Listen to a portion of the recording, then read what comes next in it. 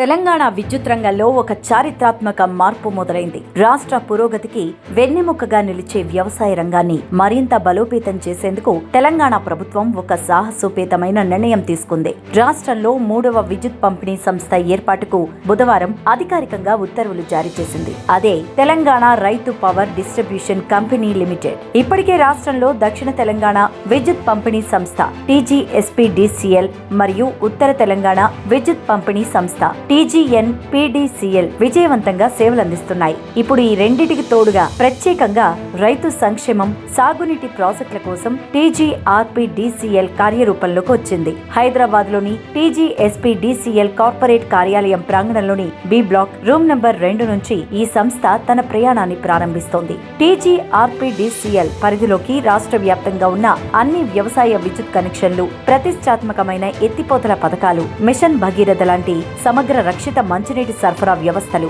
మరియు Hyderabad metro water board పరిధిలోని connections తో పాటు మున్సిపల్ నీటి సరఫరా విభాగాలు ఇవన్నీ ఇకపై ఈ కొత్త డిస్కం పర్యవేక్షణలో ఉండబోతున్నాయి. కేవలం విద్యుత్ సరఫరా మాత్రమే కాదు, కేటాయించిన వాటా ప్రకారం విద్యుత్ కొనుగోలు నిర్వహణ, రెగ్యులేటరీ నిబంధనలు అమలు వంటి కీలక బాధ్యతలను ఈ సంస్థ నిర్వర్తిస్తోంది. నాణ్యమైన విద్యుత్తును సరైన సమయంలో అందించడం ద్వారా రైతులకు భరోసా ఇవ్వడమే ఈ సంస్థ ప్రధాన లక్ష్యం. రైతు క్షేమమే లక్ష్యంగా, సాగునీటి ప్రాజెక్టుల నిర్వహణ ధ్యేయంగా తెలంగాణ విద్యుత్ రంగంలో కొత్త వెలుగులు నింపుతూ అడుగులు వేయనుంది TGRPDCL.